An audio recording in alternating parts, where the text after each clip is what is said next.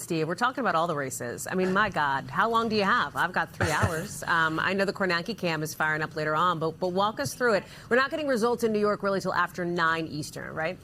Yeah, although the way things went in New York the last year, it was like 9:01 Eastern. Cool. We suddenly had half the vote, so it could come real fast there in New York, and we could actually get some clarity pretty quickly in some of these races. You know, there's been some scant polling here, but certainly one of the, as you're talking about there, one of the endangered incumbents tonight, one of the big question marks, for instance, would be right here in the 13th district. Adriana Espaillat being challenged by Daria Liza Avila Chevalier, endorsed by Zoran Mamdani. One of the things going to be looking for right here, this is northern Manhattan, this is Harlem, extends a bit into the Bronx. One of the interesting areas to look at in this district that might decide it is Harlem itself, still a heavily black area. This district used to be sort of the capital of a political capital of black America. Adam Clayton Powell, Charlie Rangel. It was a majority black district. The population changed this century, became more Hispanic. Espaillat actually sort of rode the wave of that demographic change into Congress.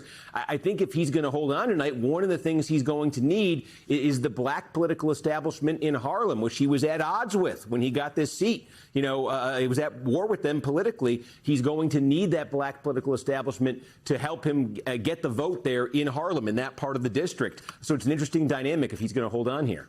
Get us out of New York. What else are you watching around the country? Because there's a couple of other races, too. Yeah, let's go all the way out to Utah here. A couple of interesting Republican primaries here. Remember, Utah, they have a new map just for this year. A court drew it. So these are new district lines. It's a pretty dramatic change in that state. So here's one incumbent, Republican incumbent, Celeste Malloy.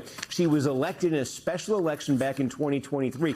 When she ran for the full term in 2024, she was challenged in the Republican primary from the right, and she won by just 176 votes. So it's a real question here, her hold on this base. She's getting another challenge, you know, from a sort of a conservative activist, populist-style candidate here, Phil Lyman. I think this is an interesting one to look at, given that Malloy did not win convincingly in her party 2 years ago. And again, these lines have changed here in Utah.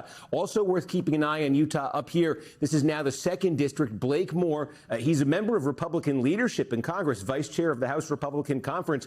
He lost the endorsement of the Utah State Republican Convention, being challenged by a state legislator here. Now, Moore has been in this situation before. This is actually the 3rd straight election that Moore has lost at the state convention. He's been able to petition his way onto the primary ballot. He was able to win the last 2 times. You'll see if he can do it again a 3rd time here. This issue of redistricting actually is in this part of this campaign here. Yeah. Lisenby, running against him, has been saying that Moore, who had supported sort of gerrymandering reform efforts in the past, she's trying to say, hey, Utah Republicans, this new map that's in place in Utah, this new map that's probably going to give Democrats a seat out of Utah that they didn't have before, she's trying to pin that on Moore. We'll see if there's broad discontent in the party base when it comes to that. If so, he could be in some trouble there.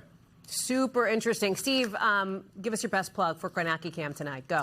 YouTube, NBCnews.com, assorted places. If you go to my Twitter thing, I've got the link. Click on it, watch it, 8 p.m., and it's good stuff. 8 Eastern. Steve, thank you. What Steve failed to mention, forgot, I should say, because he's got so much on his plate. He's also answering your questions. It's not just me that gets to ask Steve questions. You can also. It starts right after Kornacki Cam in an exclusive Q&A session for subscribers. Head to NBCnews.com or our NBC News app to subscribe and see it all. You can scan right there to get your question in.